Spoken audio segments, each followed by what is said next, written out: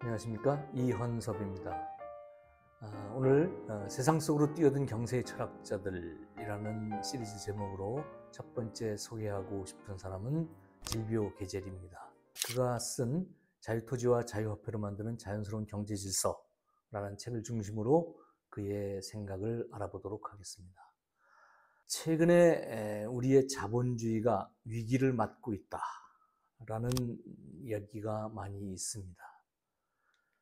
이 과연 자본주의가 이대로 지속 가능할 것인지에 대한 의문을 제기하고 있는데요. 불평등과 양극화로 인해서 사회의 균열과 해체, 인간성의 황폐화가 일어나고 있다라고 하는 인간과 인간 사이의 불평등의 문제. 또 하나는 약탈적인 경제 성장을 추구하다가 생기는 어떤 자연의 파괴와 기후의 역습, 이는 인간과 자연 간의 불균형이라고 할 수 있겠죠. 이런 것도 인해서 자본주의가 과연 앞으로도 건강하게 지속 가능할 것인가 하는 것에 대한 의문을 제기하는 목소리가 많습니다.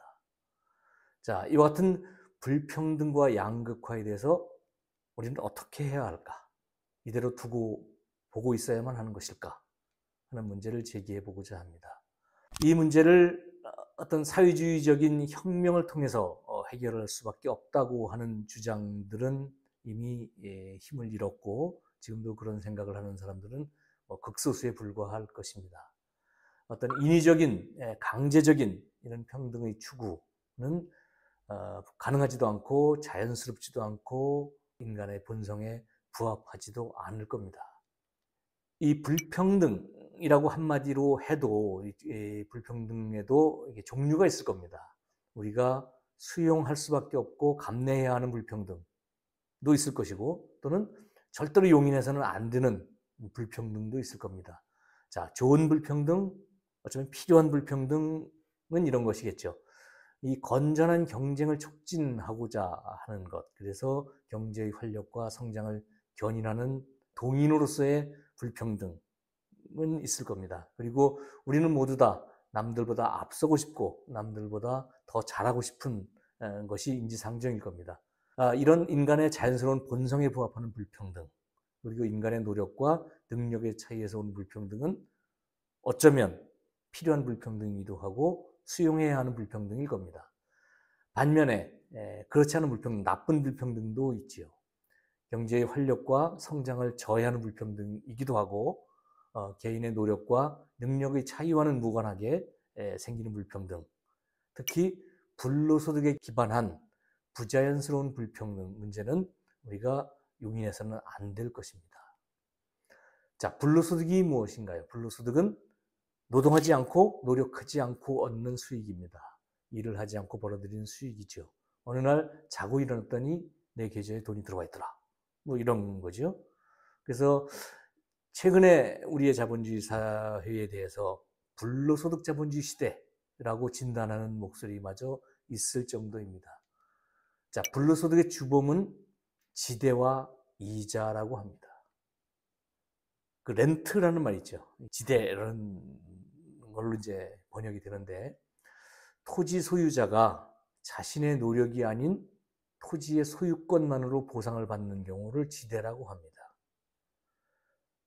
또 돈과 권력을 통한 특권으로 노력을 들이지 않고 불로소득을 창출하는, 즉 돈이 돈을 버는 경우, 이런 경우를 지대라고 할 수 있는데, 이 대표적으로 이 지대와 이자가 렌트입니다. 이 렌트를 추구하는 경제, 이 부를 창출한 대가로 수익을 얻는 게 아니라 창출한 부 가운데서 상대적으로 많은 몫을 아무런 대가도 치르지 않고 노력하지 않고 차지하는 행위를 지대 추구, 렌트 시킹이라고 하고, 이렇게 실력과 노력이 아닌 특권에 의존해서 부를 쟁취하고자 하는 약탈적인 자본주의를 지대 추구형 경제, 렌트 시킹 이코노미라고 합니다.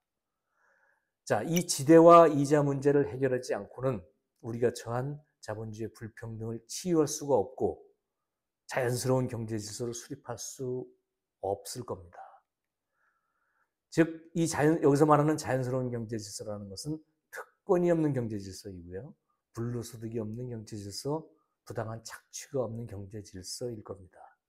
자, 이 문제에 주목해서 이 문제를 풀고자 노력했던 사람이 바로 질비오 게젤입니다. 그가 저술한 자유토지와 자유화폐로 만드는 자연스러운 경제 질서를 통해서 그의 생각을 더듬어 보도록 하겠습니다. 실은 저희가 이 자연스러운 경제 질서라는 책을 몇 년 전에 번역을 해서 소개한 바가 있습니다. 저희는 대학 동기들로 구성된 어떤 그 스터디 모임인데요.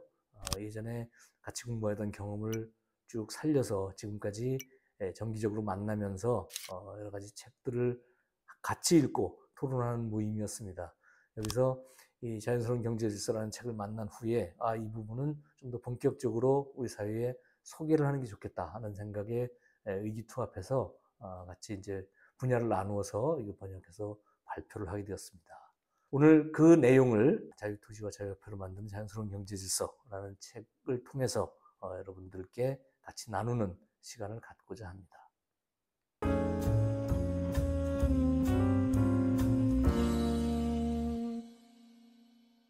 지금부터 본격적으로 질비오 게젤의 대표 저서인 자유토지와 자유화폐로 만드는 자연스러운 경제질서라는 저서 속으로 들어가 보겠습니다. 제일 먼저 저자인 질비오 게젤에 대해서 알아보도록 하겠습니다. 게젤은 1862년 독일에서 태어납니다. 베를린에서 형들과 함께 사업을 시작하고 유럽 각지를 다니면서 근무를 했습니다. 25살 되던 때 아르헨티나의 부에노스아이레스로 이주를 해서 거기서 경제활동을 하게 되는데, 사업을 하게 되는데, 당시 아르헨티나에서는 경제의 혼란과 여러 가지 제도의 변경 등을 통해서 많은 사람들이 경제적인 어려움을 겪는 것을 목격하게 됩니다. 이와 같은 경험을 바탕으로 노동대가 전체에 대한 권리의 실현이라는 저술을 하고요.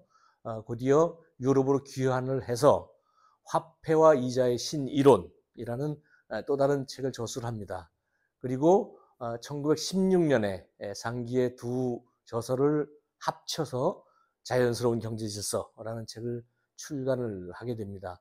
이 책은 당시에 많은 주목을 받았던 것 같습니다. 그리고 그 효과로 1919년에는 당시에 그 바이에른 평의의 공화국이라는 작은 소국이 형성이 됐는데 거기에 금융장관으로 입각을 하기까지 했습니다. 근데 이제 당시에 정치적인 혼란으로 정권이 붕괴가 되면서 큰 자기의 뜻을 펼 기회를 얻지는 못했죠.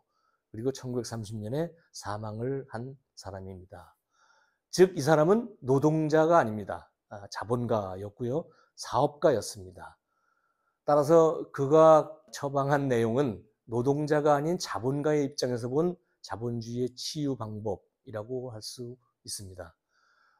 여기 보이는 이 신문 기사는 저희가 이제 이 책을 번역을 해서 출간을 했을 때 중앙일보에서 소개를 한 내용입니다. 100여 년 전에 자본가가 이 시대의 양극화에 대해서 답을 한 내용이다라고 평한 것을 볼 수가 있습니다. 자, 이 사람이 얘기하는 자연스러운 경제 질서는 어떤 걸까요? 이 책의 서문에서 이렇게 이야기합니다. 자연스러운 경제 질서란 자연이 준 수단만으로 인간이 같은 조건에서 평등하게 경쟁을 하는 질서다. 그래서 가장 유능하고 능력이 있는 자가 지도적인 역할을 하는 것이 가능한 질서이고, 모든 특권이 표지돼서 각자 자기의 이익을 위해서 목표를 향해 나아가더라도 활동력이 쇠퇴하는 일이 없고, 경제생활 외부에서도 끊임없이 타인과 사회를 위한 볼런티어가 일어나는 그러한 사회를 이야기한다라고 이야기하고 있습니다. 자, 그런데 이런 자연스러운 경제 질서를 자유토지와 자유화폐를 통해서 만들겠다 하는 내용이죠. 그 책의 제목에서 보면. 자, 그 중에서 토지라는 것은 자연이 제공하는 모든 기회와 힘을 의미합니다. 단 땅뿐만이 아니고 자연이라고 볼 수도 있고요. 또는 자원까지 포함되는 개념이라고 볼 수도 있을 것 같습니다. 이와 같은 자연은 우리 인류 공동의 소유여야 마땅한데 어느 한 개인의 사유물이 되어서는 안 되는 것이다. 이와 같이 자연적 기회를 사용하면서 얻는 대가로 토지 소유자에게 지불이 되는 지대는 따라서 특권적이다. 특권적인 불로소득이다. 따라서 이 특권을 치유하지 않으면 토지에서 나오는 지대 문제를 해결할 수가 없다는 거죠. 자, 이번에 화폐입니다. 화폐는 인간의 경제 생활을 효율적으로 영위하기 위해서 우리가 고안해낸 공기입니다. 공공의 물건입니다. 따라서 우리 구성원 모두가 공유해야 하는 것이죠. 이렇게 거래와 교환을 효과적으로 하고 효율적으로 하기 위해서 쓰여야 할 화폐가 사유화되어 재산 축적의 수단이 되어서는 안 된다는 것이죠. 이렇게 축장되어 있는 화폐에 대해서 발생하는 이자는 특권적이고 이거는 불로소득이라는 겁니다. 이 특권을 배제한 토지, 특권이 배제된 화폐, 이 자유토지와 자유화폐를 통해서 자연스러운 경제 질서를 만들겠다라는 내용입니다. 그래서 이 책을 보면 총 5부로 구성이 되어 있는데 앞부분은 자유토지에 대하여 그리고 뒷부분은 자유화폐에 대하여입니다. 자, 우선 그 자유토지론에 대해서 살펴보도록 하겠습니다. 이 책의 어느 한 구절이 이렇게 있습니다. 토지 문서 서명은 단검을 들이대며 협박했거나 사기를 쳤거나 술로 꿰어 갈취한 것이다. 라는 말이 있는데, 즉 어떤 토지가 사유된다는 것은 뭔가 강제에 의했거나 그다음에 사기에 의했거나 그다음에 회유에 의한 것이다 라는 내용이죠. 자, 모든 자연을, 토지를 포함한 자연은 애초에는 아무도 주인이 없었을 겁니다. 누군가는 맨 처음에 그 토지를 차지한 사람은 협박이나 사기나 회유를 통해서 토지를 사유했을 거라는 거죠. 그렇지만 이미 이런 그 토지 사유제가 광범위하게 펼쳐져 있는 현대에서 이 문제를 다시 옛날로 돌려서 토지를 강제로 회수를 할 수는 없을 겁니다. 그래서 계제는 이 토지를 국가가 매입을 해라. 그리고 매입의 대가를 완벽하게 지불을 해라. 토지 소유자에게 보상을 해라. 그리고 토지 소유자는 토지의 소유권을 잃게 되면 앞으로 들어올 임대료가 없어지는 것이기 때문에 이 임대료에 대해서도 정부는 전액 보상을 해라 라는 방책을 제시합니다. 자, 이렇게 볼까요? 여기 원토지 소유자가 있었습니다. 국가가 국채를 발행하든지 해서 매입을 해라. 그래서 매입 금액을 충분히 지불을 하고 토지를 국가가 매입을 한 후에 이 토지를 실제 사용을 원하는 사람에게, 토지 사용자에게 임대를 주고 임대료를 받아라. 그 임대료로 이자를 지불하면 된다 라는 거죠. 강제로 탈취를 하거나 강제로 징발을 하지 말라는 뜻입니다. 그렇게 되면 어떻게 되느냐 하면 이 불로소득을 둘러싼, 지대를 둘러싼 추잡한 정치는 소멸하고 도시와 농촌 간의 적대적인 정치 행위도 종식이 될 겁니다.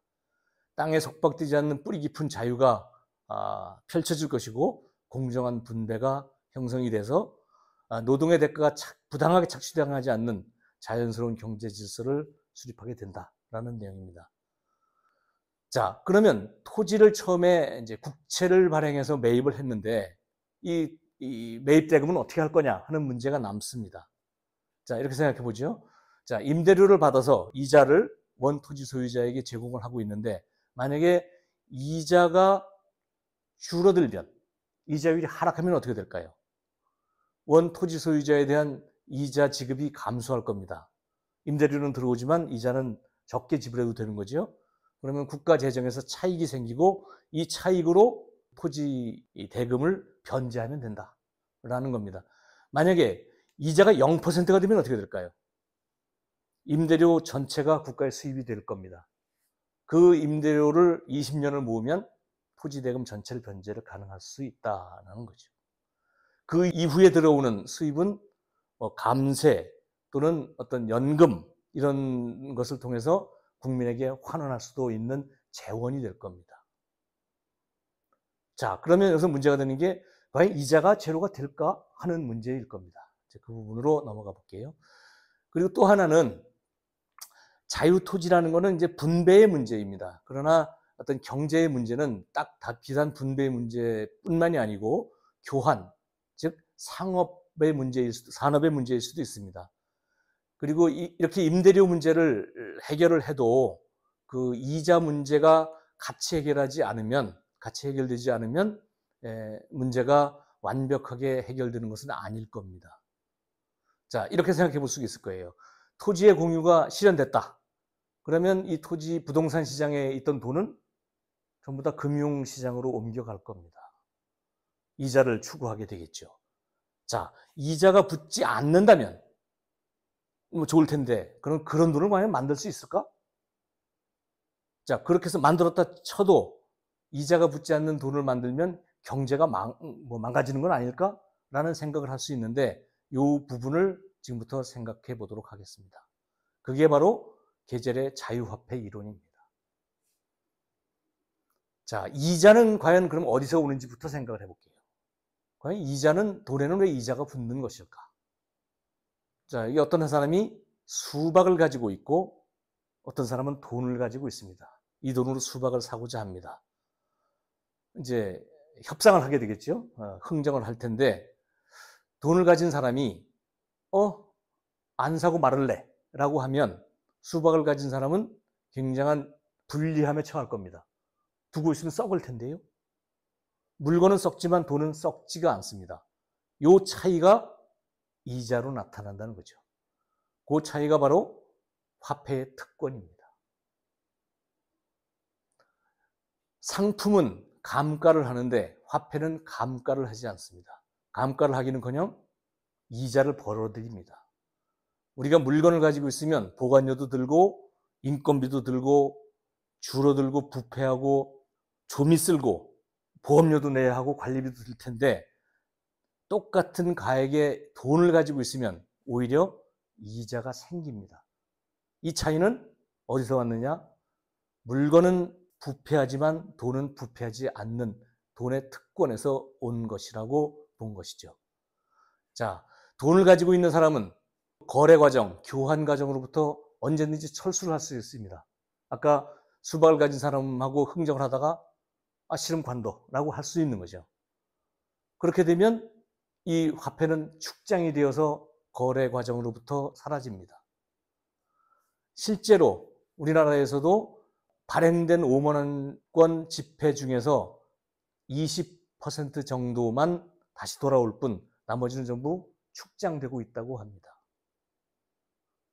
이 베르나르 리에테르라는 사람은 훨씬 더 심각한 이야기를 합니다. 이 현재 세계를 돌아다니는 애환의 98%는 전부 다 투기 목적이다. 이거는 물론 이제 각국의 경제에서 쓰이는 돈을 제외하고 이 국가 간의 국경을 넘어서 돌아다니는 돈만을 대상으로 해서 봤으니까 이 숫자가 이제 커졌겠지만 실제로 이런 세계를 돌아다니는 애환의 98%는 투기 목적 또는 지배의 도구로 쓰이고 있고 실제 물건과 서비스의 거래에 사용되는 비중은 불과 2%에 불과하다고 합니다. 많은 부분이 경제를 활성화시키고 경제를 돌리기 위한 용도가 아니라 축장의 도구, 사익의 도구, 지배의 도구로 쓰이고 있다는 뜻이 되겠죠. 자, 원래 화폐는 교환의 편의를 위해서 고안한 공기입니다. 자, 우리가 물물교환으로 원시시대 때 살았는데 너무 불편하고 하다 보니까 공동으로 쓸 수 있는 화폐를 만들었는데 이 화폐가 썩지 않는다는, 그래서 교환 과정으로부터 언제든지 철수해서 축장될 수 있다는 특성 때문에 돈이 돈을 벌어들이는 불로소득의 원천이 되어 있다는 것입니다. 자, 화폐가 썩지 않는다는 특성을 이용해서 교환 과정으로부터 철수할 수 있기 때문에 발휘되는 화폐의 근본적인 힘, 파워, 이것을 기초이자라고 계절은 명명했습니다. 이게 화폐의 기초적인 힘이라고 볼 수가 있을 것 같아요. 여타 상품에 비해서 화폐가 가지고 있는 특권이기도 하고요. 이 특권 때문에 화폐는 상품을 가진, 수박을 가진 소유자로부터 뭔가 대가를 받을 수 있습니다. 그게 이자라는 형태로 나타나고 그 힘을 기초이자라고 이름 붙였습니다. 이 기초이자는 화폐의 불공정한 특권에서 기인하는 불로소득의 원천이고 돈을 버는 이유이기도 합니다. 그러면 이 기초이자는 어떤 형태로 존재하는가 하는 부분에 대해서 계절은 이렇게 설명합니다. 상품의 가격에 반영이 되어 있다. 상품의 원가나 이런 마진에 추가해서 이 기초이자가 가격에 반영되어서 소비자들이 부담을 하고 있다. 또 하나는 실물 자본의 임대료에 반영되어 있다. 자, 그 돈을 이 상품의 거래에 썼으면 벌어들일 수 있는 만큼, 적어도 그만큼을 임대료로 받지 못한다면 실물 자본의 그 소유자들 또는 생산자들은 이것을 부축하지 않았을 겁니다. 그래서 적어도 그 상품 가격에 반영되어 있는 기초이자만큼의 임대료 이상을 임대료로 벌어들이고 있다는 거죠. 자, 그러면 그 기초이자, 화폐가 가지고 있는 힘의 크기는 어느 정도나 될까? 이게 이제 저서에서 이렇게 얘기합니다. 상인은 스스로 돈 지급을 미루거나 늦추거나 필요하면 돈을 묶어둠으로써 화폐 거래를 막을 수가 있는데 그렇게 하지 않는 대가로 지불을 요구할 수가 있다. 이 이자는 우리가 수천 년의 경험을 통해서 알고 있듯이 관련된 자본금의 약 4%에서 5%에 이른다. 이 기초이자의 크기는 관련된 자본금의 4 내지 5%라는 것이죠. 실제 우리가 시장에서 보는 이자율은 사실은 이 기초이자뿐만이 아니고 위험 프리미엄이나 인플레이 프리미엄과 같은 다른 요소가 포함돼서 나타납니다. 그래서 이렇게 이제 등락을 하게 되는데 실제 이 화폐의 특권으로부터 오는, 다시 말해서 화폐의 불호성으로부터 오는 이 베이식 인터레스트에다가 이 같은 프리미엄이 반영돼서 실제 이자는 등락한다고 볼 수가 있을 겁니다. 지금이 인플레이션 상황이냐 디플레이션 상황이냐 또는 정부의 정책이 어떠하냐, 공급 부족이냐 과잉이냐, 셀러스 마켓이냐 바이어스 마켓이냐에 따라서 실제 이자율은 바뀔 텐데 여기에도 어김없이 베이식 인터레스트, 이 기초 이자는 깔고 있다는 거죠. 어떤 사람이 지난 700년간의 그 이자율 추이를 쭉 조사를 한 결과를 발표했습니다. 등락이 굉장히 심하게 있을 때도 있고 했는데 이 700년을 평균을 해봤더니 4.78%였답니다. 즉 계절이 얘기하는 4 내지 5%와 유사한 이런 내용이겠죠. 또 우리가 많이 알고 있는 이제 토마 피케티의 이제 21세기 자본에도 보면 이 자본 수익률이 과거 평균의 이런 데이터를 가지고 종합을 해보면 역시 4 내지 5%라고 얘기합니다. 역시 계절이 진단하고 있는 내용과 맥을 같이 한다고 볼 수 있을 겁니다. 자, 이와 같은 기초이자 때문에 화폐가 가지고 있는 특권적인 그 힘 때문에 이자가 발생된다고 했는데 그러면 계절은 어떻게 이 화폐 제도를 개혁하고자 하는 것일까? 즉 화폐 제도를 개혁한다는 것은 화폐가 가진 그 특권을 제거하는 것을 말합니다. 화폐가 가지는 썩지 않는 성질, 감가하지 않는 성질을 제거하는 것이고 화폐가 자의적으로 시장으로부터 철수해서 축장되지 못하게 만드는 것일 겁니다. 그래서 화폐가 원래 가지고 있는 목적, 원래 기대했던 역할을 되찾아주는 것이 바로 계절식 화폐제도의 개혁입니다. 그 화폐를 자유화폐라고 합니다. 독일어로는 프라이겔트라고 불렀죠. 즉 썩는 화폐입니다. 감가하는 화폐고요. 스탬프를 붙이지 않으면 통용되지 않는 이런 화폐입니다. 과연 실제적으로 이 화폐를 어떻게 썩게 만들 것인가 하는 부분을 생각해 보겠습니다. 화폐가 자연적으로 썩지는 않을 겁니다. 그래서 계절이 이야기하는 내용은 다음과 같습니다. 소액의 인지 화폐를 발행한다. 인지를 붙이지 않으면 화폐가 통용되지 않도록 만들면 그 인지를 붙이는 액수만큼 화폐는 감가한다고 볼 수가 있겠죠. 다시 말해서 화폐는 그만큼 다른 상품과 마찬가지로 썩을 수 있다라는 장치를 마련하는 겁니다.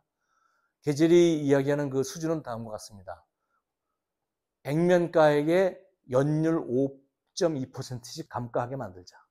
즉 10,000원짜리가 일주일에 10원 정도씩 감가하도록 만들면, 10원에 그 인지를 붙이지 않으면 통용되지 않도록 만들면 화폐는 썩는 게 됩니다.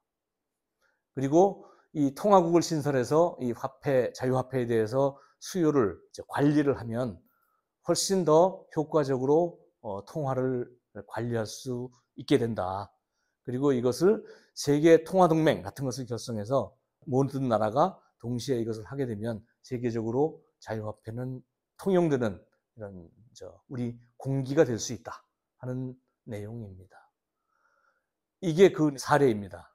이와 같은 돌을 만들고 여기 이제 인지를 이렇게 정기적으로 사서 붙이지 않으면 통용되지 않게 만들어 놓으면 이 화폐는 요 비율만큼, 인지의 비율만큼 감가한다고 볼 수 있는 거죠. 이렇게 자유화폐가 만약에 도입이 될 수 있으면 기초이자 화폐가 가진 특권은 소멸할 겁니다. 상품 변화는 더욱더 확실해질 것이고 신속해질 거고요. 아까 얘기했듯이 축장되는 것을 막기 때문에 통화를 관리하는 게 훨씬 더 효과적이고 자유롭게 됩니다. 지금까지 이 화폐개혁론, 계절 화폐개혁론을 종합해 보면 다시 이제 중언부언이 되겠습니다만 한번 보겠습니다. 계절의 화폐개혁론이라는 것은 평등한 자유경쟁 원리에 입각해서 노동수익에 대해서 착취가 없는 자연스러운 경제 질서를 실현하기 위한 수단이다. 그 내용은 화폐로부터 특권을 뺏어서 상품과 동일한 지위로 동일하게 부패할 수 있도록 만드는 것이다.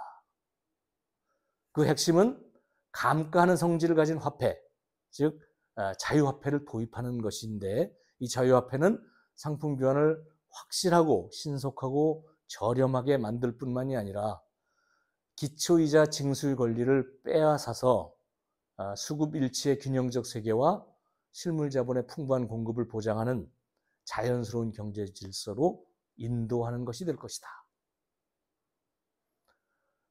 과연 이와 같은 그 계절식 감가 화폐가 실용될 수 있을까 하는 의문이 들 겁니다.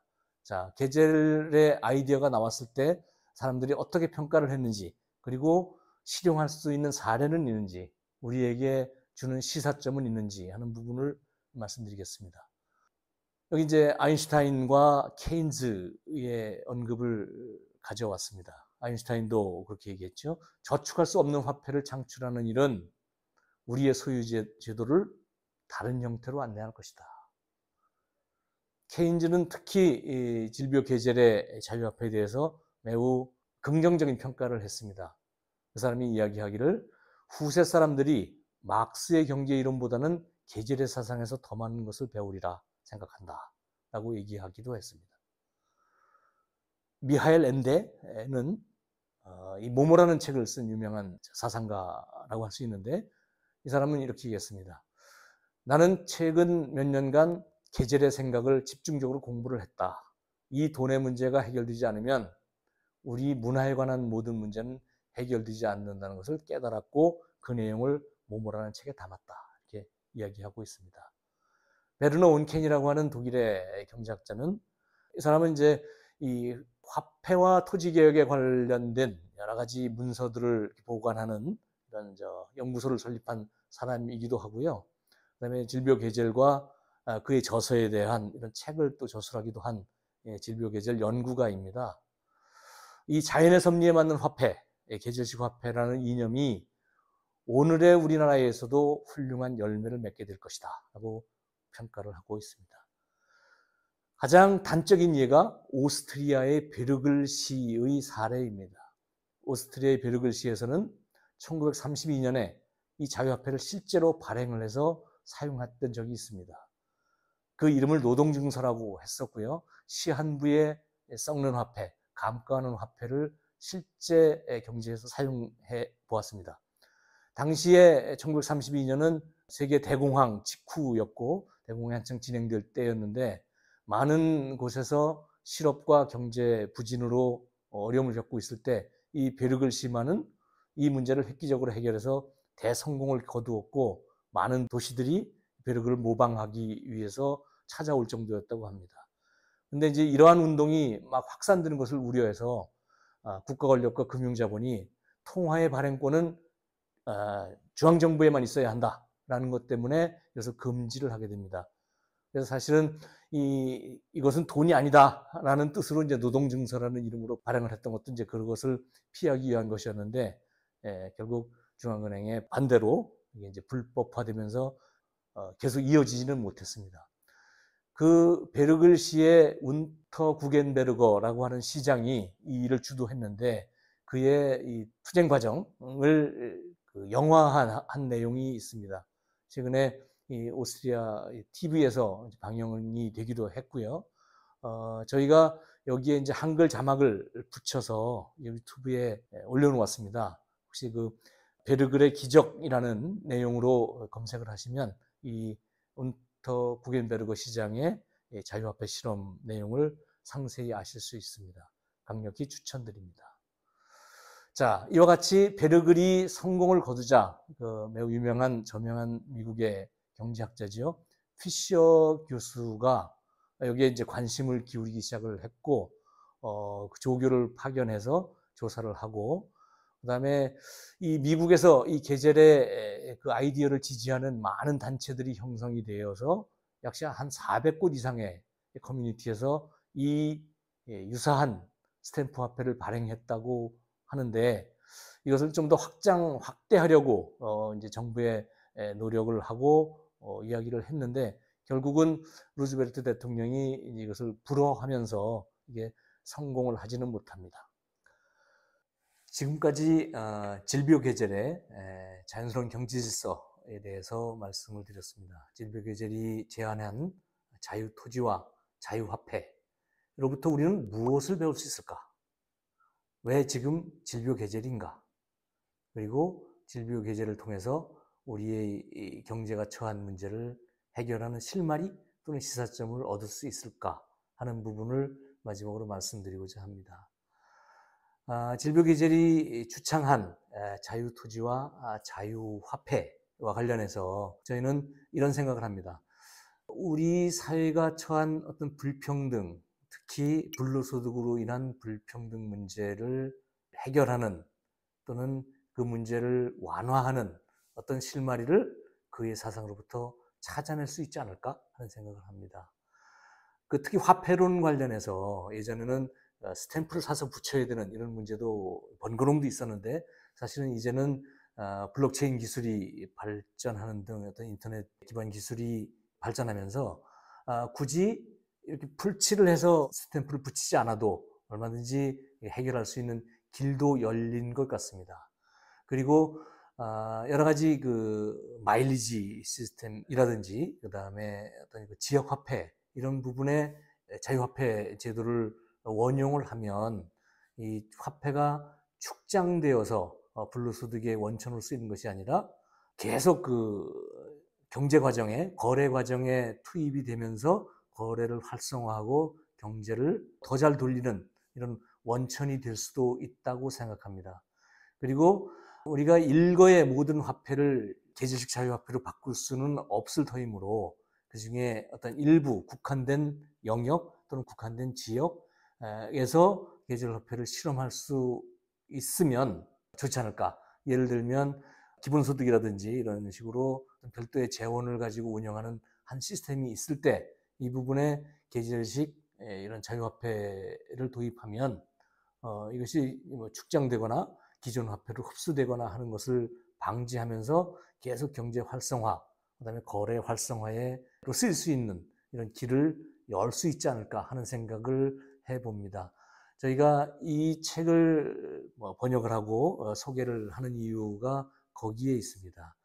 이와 같은 논의가 많은 사람들 사이에서 이루어지고 또 이게 지혜가 모아지는 이런 계기가 되었으면 좋겠습니다.